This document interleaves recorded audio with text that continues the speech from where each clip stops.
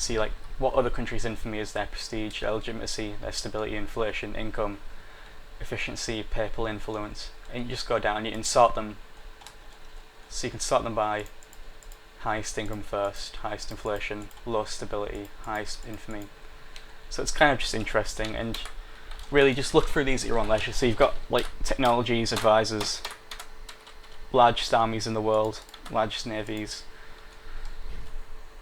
and yeah, just look through these at your own pleasure. You don't need to look at them right now. Just they're useful to take into account when you're looking at other things. So yeah, just that isn't that too important. And see at the bottom you've got zoom in and zoom out, but really just use your mouse scroll wheel. Okay, now the bottom there, so you've got a mini map of the world. You can use that to get about really fast, but obviously it's not really that important right now since we can only see Europe anyway. And now we'll just go through all the various map modes. You've already seen terrain, which yeah, you don't really need to go on that. Really 99% of your time will be spent on political, so you can see which country owns what region. So next you've got religious, which is pretty obvious. That's the Holy Roman Empire, you don't really need to worry about that as well. Trade, which kind of looks confusing, and it is really, I don't really look at it, but you can see, you know, which region produces what commodity. So you can see like Yorkshire produces silver, so does Derby even, and that produces grain, that produces cloth. Yeah, you don't need to worry about that either. Most of these aren't important, but some of them are useful, I guess. Diplomatic is you can see who you're at war with, and they'll be coloured in red. You can see who you've got an ally with there. Like we've got an alliance with Portugal, and you can see which regions you have a claim on, which we'll explain in a minute. But those are those kind of striped provinces there. Next we've got region, which is just, you know, which parts of French regions, which parts are German regions, which parts are English regions. That's not really that important. Next you've got culture, which is a little bit more important. So you see this turquoisey colour is British culture, and then that's Celtic, that's Iberian, that's French, that's Germanic, and you've got Slavic, Tatar, you know, Greek, things like that. That's kind of interesting, but it's not too important. Next you got sphere of influence, and you can see all these. You can see which countries, you know, you can attach to your sphere of influence, which really isn't that important, and I don't really do it either, so you can just ignore that. Next, this one's quite important. This is your revolt risk. So you can just quickly look at all these territories here and then see, you know, how likely they are to revolt, and you know what's affecting that. You can see, you know, revolt risk 0.0%, and then you can see what's affecting it. Next here is your colonial map mode, which looks complicated as well, but we'll go over it next time when we can actually colonize stuff, but we'll leave that now. And then you've got these ones I don't really look at, they're not too important. Yeah, you don't really need to see them, but most of the time just stick on political map mode. That's really the most important one. Finally, for the last bit of the user interface, we've got this shield up here, which if you click gives you a whole bunch of options. The first one here is, you can see here the relationship you've got over the countries, so you can see like which one's got the highest relation, who've got the lowest relations. It's not too important, but it's kind of useful. And here you've got like all the diplomatic treaties and stuff that you've got. Like we've got an alliance with Portugal, a royal marriage with Portugal as well. This number here is your prestige, and that's your ranking in the world. That just who's got the highest prestige. So we got the 13th highest, which is not that important. Here that shows you what religion you are. English is our culture, and that's who our monarchy is, and that's our government type. Not too important. Here we've got like our royal court. Just kind of see, yeah. So you can see like who's our current monarch, what their stats are, who's the current heir, you know, what age they are, what claim they've got to the throne. Then here's like your great men of the court. So you can see we've got one person now, Geoffrey. I can't really read that, but it doesn't matter. And basic agreement of the court are just people that you can recruit, and they'll do certain things. Like this guy here increases our reinforcement speed, national spy defense, and morale of armies. And then the star there next to them is how good they are at that. So if you see with the 3-star, it does reinforcement speed plus 15%. But then if you go to someone down here, like you can see, it's a lot lower. Like that. So the thing you need to take into account with these is that they do cost money every month. So only get them if you can afford them. But as we start playing, like start advancing through the days and years, we'll go into that in a bit more detail. And the next one here is this is your economy. So here you can see what your monthly income is, which is 20.7 ducats.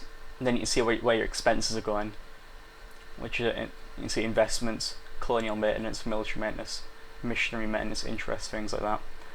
And then at the bottom here you can see what your balance is total. And it is in the minus, but that's only your monthly balance, not your yearly balance. The way EU works with the economy is, if you hover over your money at the top there, you can see how much you gain each month, and then how much you gain at the end of the year. And the most important thing is to make sure you're making more money at the end of the year than the total that you lose every month of the year. So you can see we lose minus 4.5 each month, then we gain 124 at the end of the year. And in the end that's a net gain of 69. So it doesn't matter really that much how much you lose each month, as long as you gain more at the end of the year, which we do. We gain a net gain of 69.74. So don't worry if your balance is minus, that's perfectly normal. So below that you can take a loan if you loan money, and then you can set because missionaries and colonists cost a certain amount of money each month, you can lower the maintenance costs if you want, but then they'll grow, they'll be less effective. But just keep that in mind. And then here is kind of like your technology tree, if you know what that means. So the technology in this game, how you advance is that it's split into loads of different groups here. You got government technology, production technology, trade technology, naval technology, land technology, and you can see the bar there, which represents how far you are reaching to the next level. So you can see our level here is 3 for each one, which is standard. That's what pretty much everyone will be in the Western Europe, so you don't need to worry about that. And you can see here is how much each month you're investing into it. So what you can do is if you're you're playing as Austria here, and obviously you've got no access to a port, so you have no use for naval technology, you can just bump that all the way down and then increase all the other ones as well. But generally, especially for a nation like England, what you want to do is keep it kind of fairly balanced as much as you can, because you want to be really far up in government but then not have a decent army or navy. So you want to keep that in there. But at the same time, if your stability is low, here's something you can do to speed it up, to get it to +2 or +3. Just in the same way that you invest into technology each month, you also invest into stability each month. And you can increase that if you want, just ignore technology for now and then focus getting your stability as high as possible. And finally here you've got treasury, which is something you kind of want to avoid investing into for most of the time.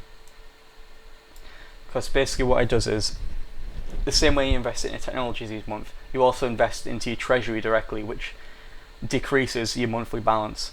So if you're really short on money for a certain period, which we might be later on in this game, you can just increase bump that up and invest directly into your treasury. So you'll no longer lose money each month, you only gain money each month. And really you want to avoid that, because it makes your inflation go up, which increases the prices for everything. So you want to avoid it as much as possible, but there is an option if you are in dire straits. So moving on here, this is like army, so you can see at the bottom here total is the number of regiments, and then your support limit is how much your country can support. So we've got 8 regiments and we can support 39. And then below that is your maintenance, so if you lower that, then your army will be less maintained. It won't be as powerful, but you can lower it if you're short on money. And then you've got the same thing for your navy, so we've got 43 ships and we can support 45, and then you've got your maintenance as well. above that there is your war exhaustion. So what that is basically every time you go to war and like you lose men in battles and you lose ships in battles as well, you and like your regions get occupied and things like that, your war exhaustion will go up, and this is like obviously, as the name implies, how exhausted you are of the war. And the higher that gets, the more the people are unhappy with, you know, how much it costs, and it's kind of like your country will run more inefficiently, if you get what I mean. So your revolt risk will go up, you can't build stuff as fast, the cost of everything will go up, so you kind of want to keep that as low as possible and want to avoid getting into like costly wars with other powerful nations and things like that. Up here is basically what type of units you're using for your army. So you can see in the infantry we're using halberd infantry, and then for cavalry we're using the shi, which I don't really know how to pronounce that. And if you hover over them, it'll give you some like historical flavour for what they actually were, and they've got their own. You can see the stats for fire, shock, and morale, which we'll go into in a later point. So right now we're using. If you click on them, you get a list of options where you can usually change them, and as your technology goes up, like you'll unlock more powerful units. So you see here we're using halberd infantry, and we can't use any other, and we can't change our cavalry either. And later on, when my technology progresses so far, we'll unlock artillery, and then that'll be the same for that. You don't need to really look at these stats here, we'll explain them at a later date, you can just ignore them for now. Move along here, this is our religious menu. So you can see we're Catholic. This is your tolerance of other faiths. So you can see our tolerance of Catholicism is 4, which is really high. Our tolerance of things like Orthodox Christianity is pretty low, and so is our tolerance of any other belief in the world, which is like Sunni, Shiite, Buddhist, Confucian, Shinto, Hinduism, things like that. So what this means is if we conquer, say like North Africa where it's all Muslim, because our tolerance of their faith is really low, then the revolt risk will be really high because we can't tolerate their religion. And up here you've got a bunch of decisions and like stuff you can enact. If you hover over them, it'll tell you what to do. You don't really need to ignore them, like look at them now, but we will later. Then you see if you hover over the question mark, it'll tell you what you need to do to unlock this decision. And some of them are really useful, especially if you convert into a different religion and things like that, but we won't be doing that for a long time yet, so it won't matter.